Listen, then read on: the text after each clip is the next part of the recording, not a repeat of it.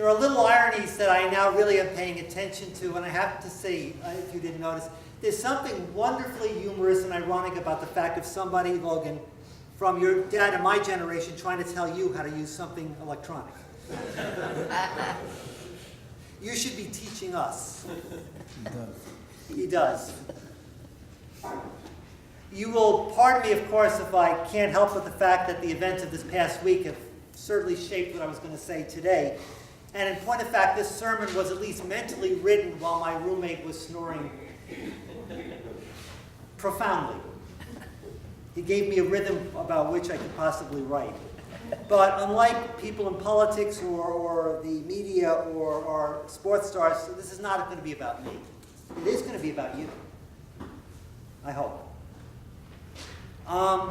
When you prepare for the music as you change into the season of Advent, there is a hymn that's in our hymnal. Those of you who know music, I'm sure the choir knows this. I know Debbie would.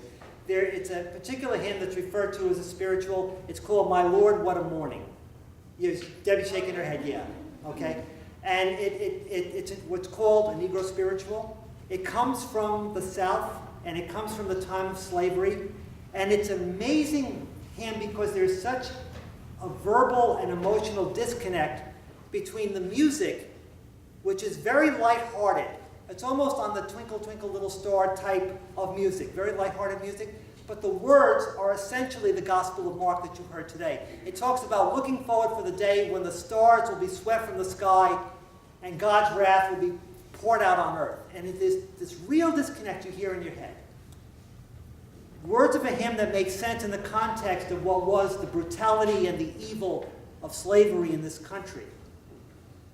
And those who sang this song, who realized that escape was their only option, but escape to the north was so dangerous, that their lives were spent with being marked by back-breaking labor and physical abuse and brutality and family breakup and oppression, and that really human beings had created a structure that was so evil and so unfixable. The only way things are going to be made right is if God steps in and makes things right.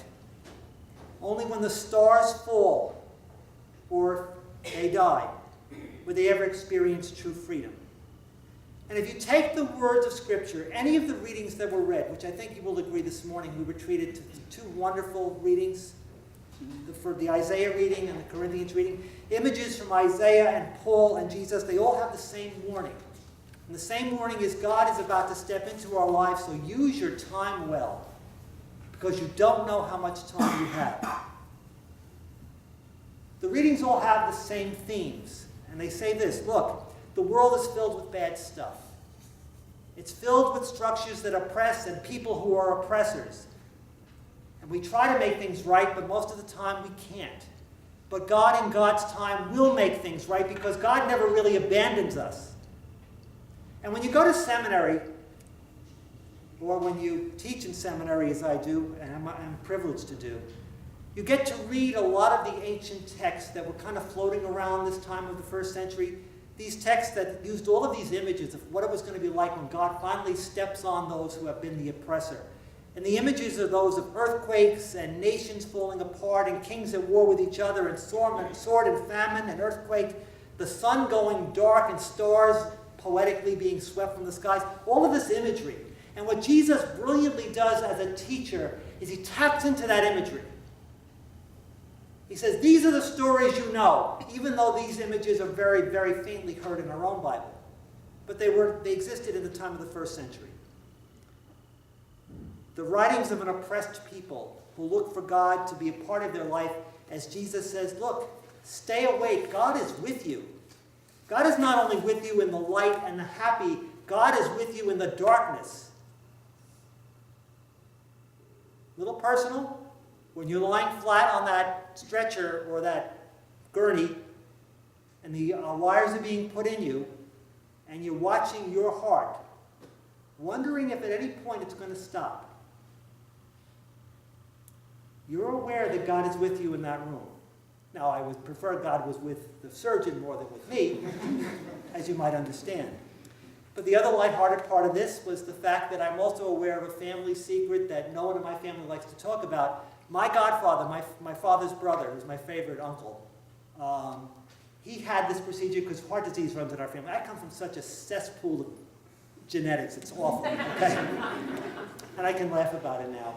But my uncle had this procedure, and he was the 1 in 10,000 that in the process of trying to put the stent in, it releases a clot that goes to the brain and causes a stroke and dies.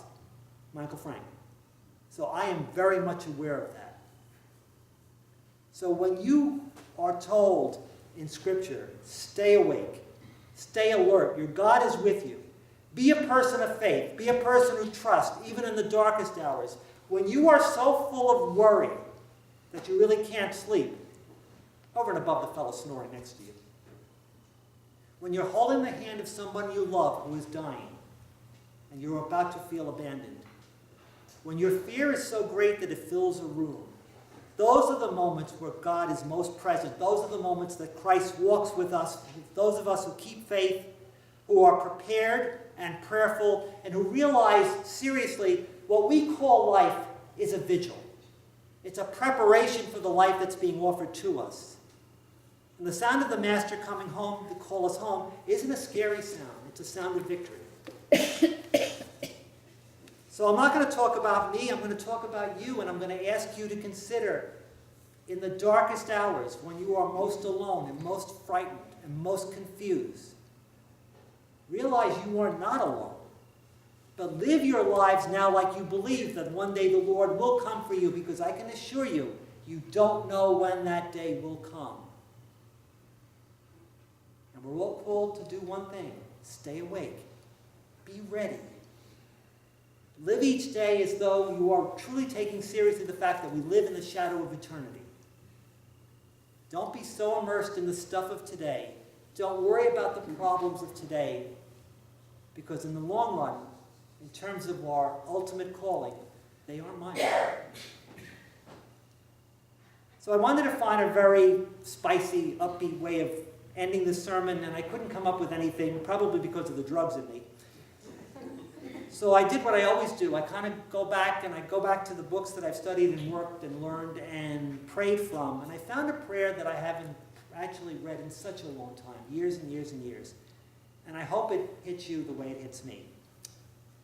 And it goes simply like this: Lord of all ages, as the season succeeds season and year supplants year, we come to you trusting that your call to wait and to watch and to trust still has the same urgency today as it did for those who heard your voice.